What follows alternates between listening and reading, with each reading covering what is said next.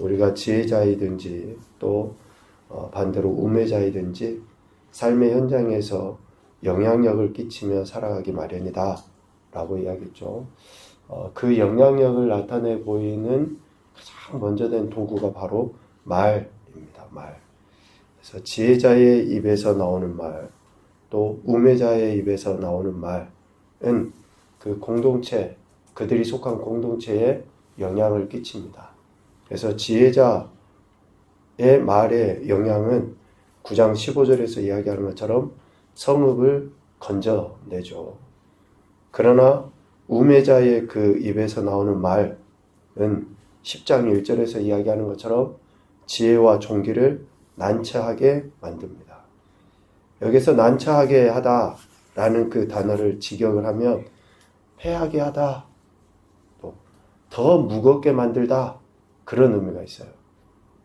문제를 해결하고 좀 사람들의 마음을 시원하게 하는 것이 아니라 우매자의 그 입에서 나오는 말은 사람들의 마음을 더 짓누르고 무겁고 분위기를 이상하게 만든다라는 것이죠. 패하게 만든다라는 겁니다.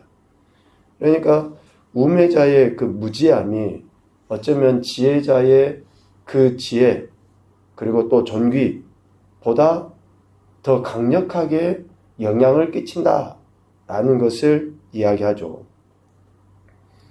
지혜자 한 사람이 성읍을 건져내기도 하지만 그 지혜자 한 사람이 나오기까지는 참 힘들고 어렵습니다. 그러나 우매한 자, 그 한 사람의 힘은 어쩌면 그 지혜자보다 훨씬 더 강력하다. 왜 그러는가? 죄성을 갖고 있는 우리 인간의 보편성은 뭡니까? 지혜를 쫓기보다는 우매를 따르게 돼 있어요. 지혜, 그러니까 그 선보다 우매, 미련하고 어리석고 죄악된 것에 우리의 마음이 끌리기 때문에 그렇습니다. 그러니까 지혜자의 이야기를 들으면서 우리가 위로를 받고 그쪽으로 마음이 쏠리는 것보다 우매한 자들의 이야기에 쉽게 우리는 현혹이 되죠. 우리가 가진 죄성 때문에 그렇다라는 것이죠. 그래서 전도서 기자는 지혜로운 자와 우매한 자에 대해서 이렇게 이야기를 하면서 누가 지혜자이고 누가 우매한 자인가? 그 구별을 말로써 할 수 있다라고 이야기합니다. 말. 성경, 특별히 잠언에서는 말에 대해 참 많이 강조를 하고 있죠. 잠언 10장 19절에 보면 말이 많으면 허물을 면하기 어려우나 그 입술을 제어하는 자는 지혜가 있다 라고 이야기하죠. 그러니까 지혜자와 우매자의 구별은 그들의 입에서 나오는 말에 의해서 할 수 있고 실질적으로 그 말의 결과가 성읍을 건져내기도 하고 또 사람들을 무겁게 패하게 만들기도 한다라고 이야기를 하는 것입니다. 초라하고 또 무시나 멸시를 받을 수 있죠, 지혜자가. 그러나 그 지혜가 크고 힘이 센 우매자보다 더 나은 것은 결과적으로 더 나은 것은 그 말이 가진 힘 때문에 그렇습니다. 말의 열매 때문에 그러는 거예요. 가난한 지혜자의 그 말이 크고 힘이 센 우매자의 말보다 더 나은 것은 결국 그 말의 열매 때문에 그렇다라는 것이죠. 잠언 10장 20절 21절에도 이야기합니다. 의인의 혀는 수능과 같거니와 악인의 마음은 가치가 적으니라. 의인의 입술은 여러 사람을 교육하나 미련한 자는 지식이 없어 죽느니라 라고 말씀합니다. 그래서 지금 당장에는 미련하고 악한 자들의 말이 굉장히 강력하게 들려오고 우리에게 뭔가 영향을 끼치는 것 같지만 궁극적으로는 지혜자의 그 말이 수능과 같이 가치가 있어서 많은 사람들이 그 말을 따르게 되어 있다라는 거예요. 복음이 꼭 그와 같지 않습니까? 복음이 전파될 때 사람들이 처음에는 다 무시하고 멸시하고 듣기 싫어라 합니다. 그러나 그 복음이 전파되어지고 가는 곳곳마다 실질적으로 생명이 살아나는 역사가 나타나니까 사람들이 복음에 가치를 두게 되고 귀를 기울이게 되는 것이죠. 오늘 우리가 읽었던 본문의 말씀에도 지혜자의 입에서 나오는 말의 힘을 이야기합니다. 12절 전반부에 보면 지혜자의 입의 말들은 은혜로우나, 그러니까 그 입에서 나오는 말이 은혜롭다 라고 이야기하죠. 아는 것처럼 지혜자는 하나님을 경외함으로써 받게 된 신령한 지혜를 소유한 사람 아닙니까?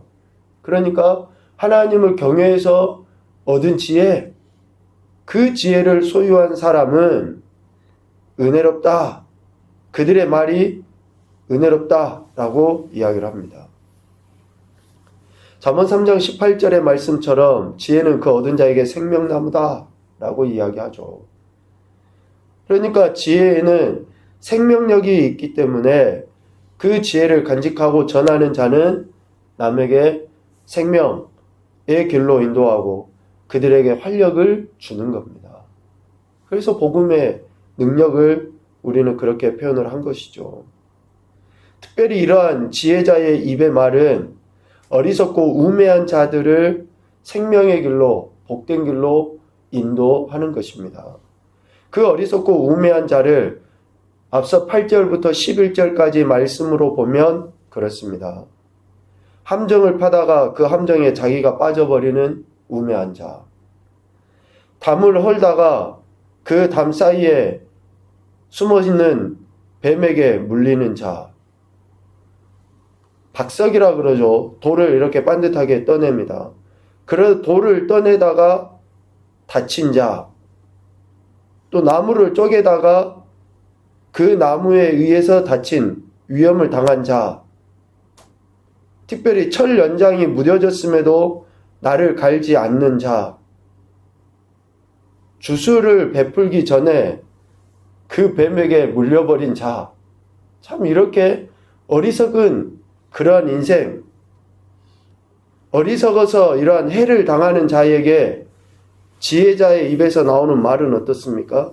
그들을 참된 길로 또 올바른 길로 인도하는 그러한 말을 하게 된다라는 것을 이야기하죠. 그래서 지혜자의 입에서 나오는 말에 힘이 은혜다, 그러니까 은혜로 나타난다라는 것을 이야기하고요.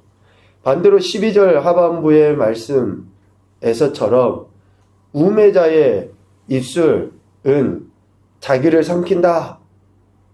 그러니까 우매자의 입에서 나오는 말은 결국 자기를 삼킨다라는 것이죠.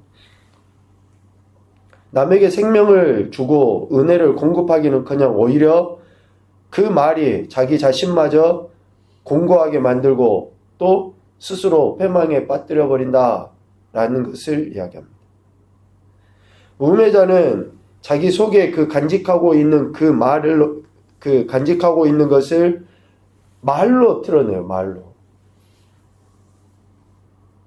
그 어리석음을 말로 나타내서 자기가 가지고 있는 명예나 권위나 또 어쩌면 그 능력을 상실해 버리는 것이죠. 그러면서 자신을 비천하게 만듭니다. 우리가 흔히 하는 이야기가 있잖아요. 말로 까먹는다. 참 저 사람이 뭔가 행동을 하고 하는 것이 다른 사람에게 이익을 주려고 하는 것 같긴 해요. 잘 섬기기도 하고 뭔가 하는데 그 입에서 나오는 말로 인해서 이러한 것들이 싸그리 무너져 버리는, 그것이 바로 우매자의 입술은 자기 자신을 삼킨다 라는 그 표현이거든요. 그리고 13절의 말씀을 보면 우매자의 입에서 나오는 말은 처음에는 이렇게 어리석은 말로 그냥 가볍게 시작을 해요. 그러다가 그 말이 결국은 미치광이처럼 돌변해 버리는 거예요.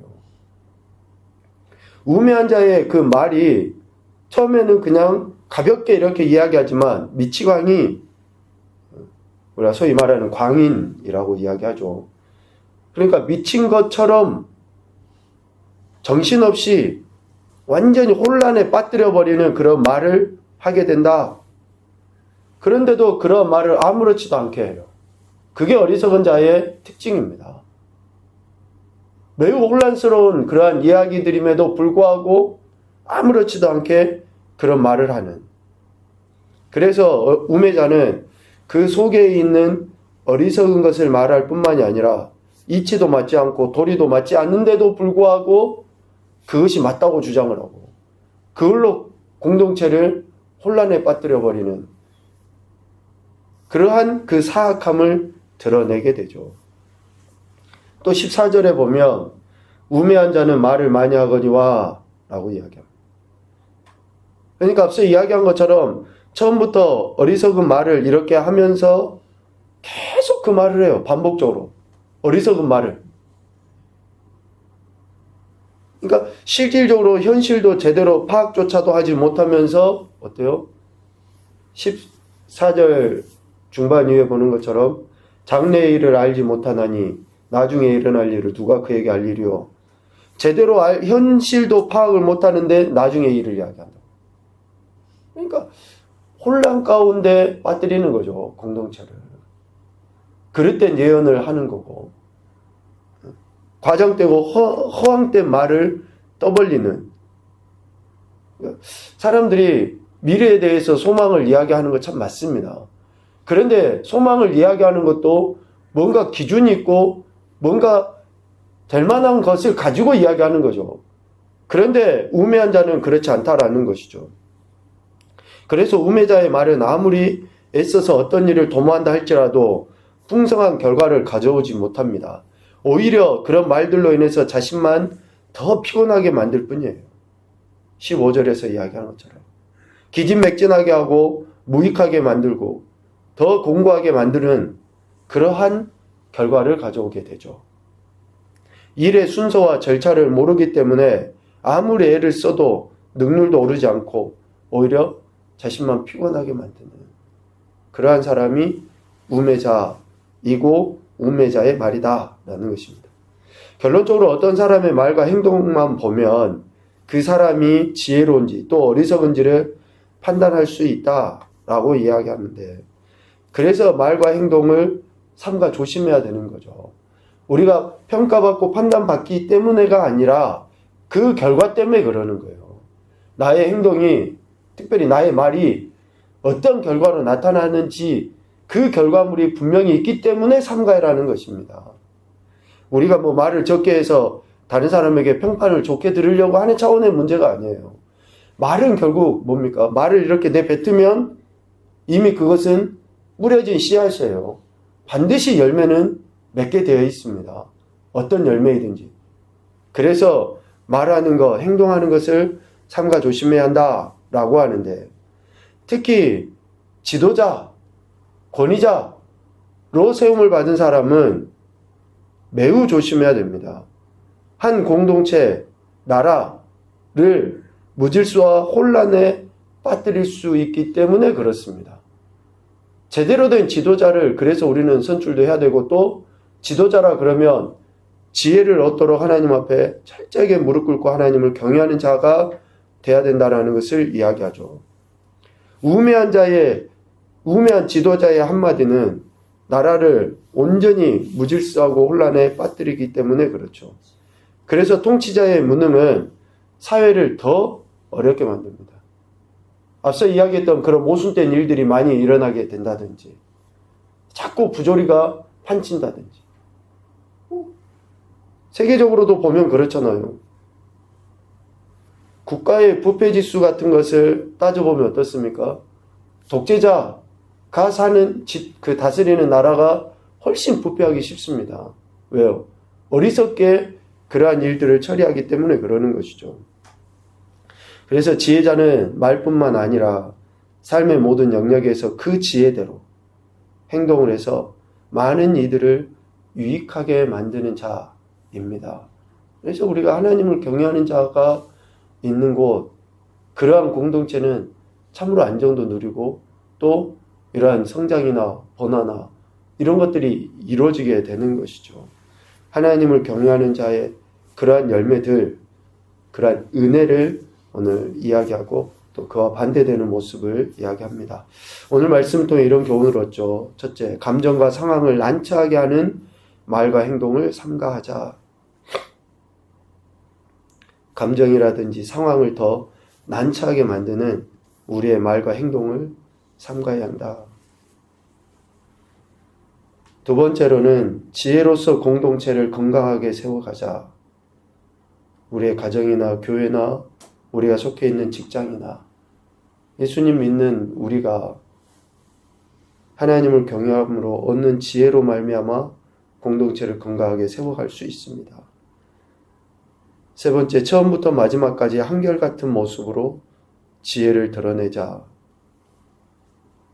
처음부터 마지막까지 조금 지혜 있는 듯 하다가 금세 우리의 육적인 어리석음이 나타나는 그러한 모습들이 참 많죠. 그래서 신실한 모습으로 하나님을 경외하는 그런 지혜자가 있을 때에 공동체는 참된 안정을 누리게 됩니다. 그래서 이런 말씀으로 우리가 오늘 생각을 해보는데요. 12절의 말씀처럼 지혜자의 입의 말들은 은혜롭다라고 이야기합니다. 오늘도 저와 여러분이 속한 공동체 안에 우리가 가진 지혜로서 은혜를 끼치고 덕을 세워가며 더욱더 하나님의 영광을 드러낼 수 있는 그런 귀하고 복된 날이 되시기를 주님의 이름으로 축복합니다. 아멘.